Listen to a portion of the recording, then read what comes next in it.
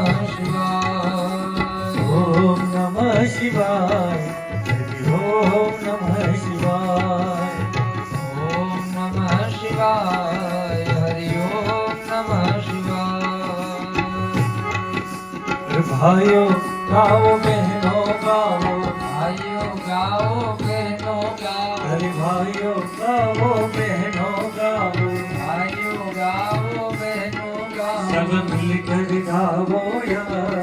हरि ओम नमः शिवाय. मिलकर गाओ आज हरि ओम नमः शिवाय. सब मिलकर गाओ यार. हरि ओम नमः